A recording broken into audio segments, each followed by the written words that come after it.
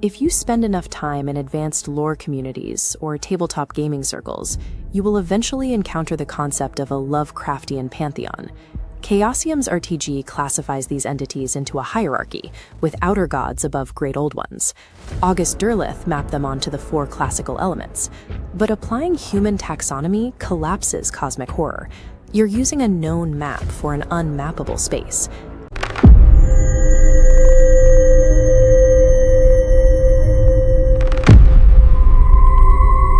An eldritch abomination is mechanically and conceptually different from a deity. A god, in the traditional sense, implies a direct relationship to the natural order and morality. They have names we can speak and motives we can, on some level, bargain with. An eldritch force is a metaphysical phenomenon existing entirely outside of human epistemology. It's part of a reality that doesn't recognize our presence. To understand the difference, we must deconstruct the word eldritch, dismantle the elemental grid's fallacy, and rebuild using speculative realism.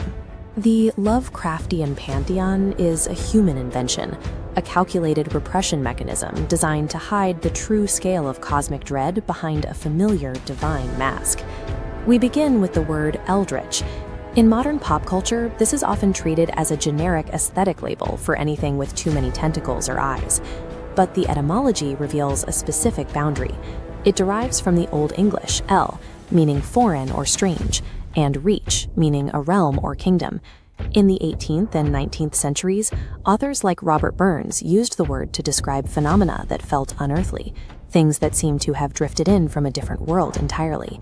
Robert Louis Stevenson used eldritch to describe a sing-song voice that sounded fundamentally wrong to the human ear. It wasn't until the early 20th century that H.P. Lovecraft weaponized the term, turning it into a foundational marker for a new kind of horror. To see why this word matters, we have to look at our epistemological framework, the mental structures and scientific tools we use to categorize reality. This diagram shows the eldritch as a linguistic threshold, separating the natural order from the absolute reality beyond. When our formulas try to cross this boundary, they disintegrate. Our language cannot function in a void where human rules don't apply.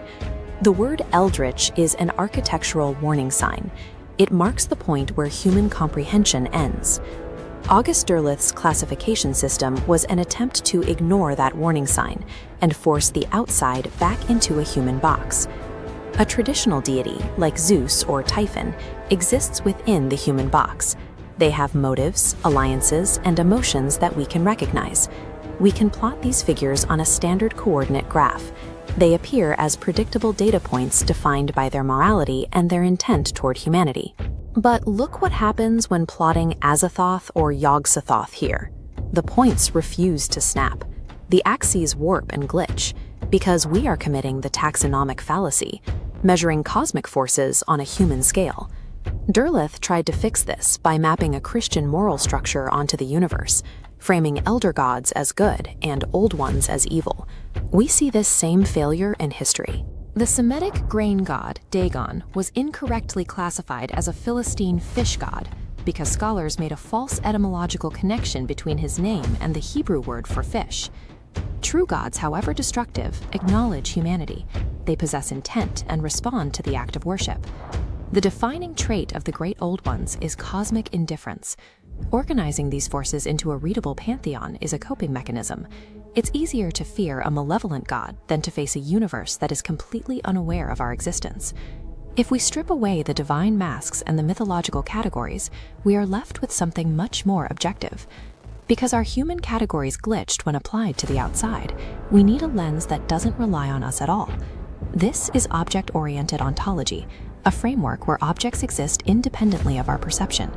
Through this lens, we have to discard the religious idea of Azathoth as a sentient, blind idiot god. Azathoth is the physical principle of nuclear chaos. It represents the raw, unthinking power of stellar fusion and the atomic vectors of the Big Bang. Similarly, Yog-Sothoth is not a gatekeeper deity waiting to be summoned. Yog-Sothoth is the physical embodiment of the space-time continuum itself, a mathematical structure existing across unperceivable dimensions. When we look at Nyarlathotep, we aren't seeing a demon.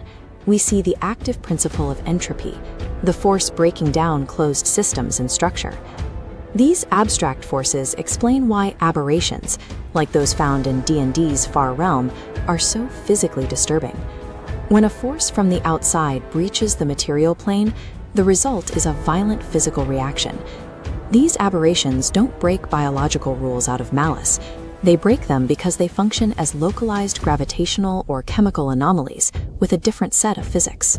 These entities act as blind foundational forces, fulfilling their internal nature without regard for the biological systems they happen to dismantle. We can now compare the structured myths we tell ourselves against the reality of cosmic horror. On the left, we see the geometric structure of a pantheon, a system built on intent. On the right, we see the reality, a swirling simulation of unbound particle physics. A traditional god serves as an architect of the natural order. They are the masters of the system we live in. An eldritch abomination is a breakdown of that system. It is the intrusion of a physics that should not exist. For writers and game designers, this realization changes how we treat these entities.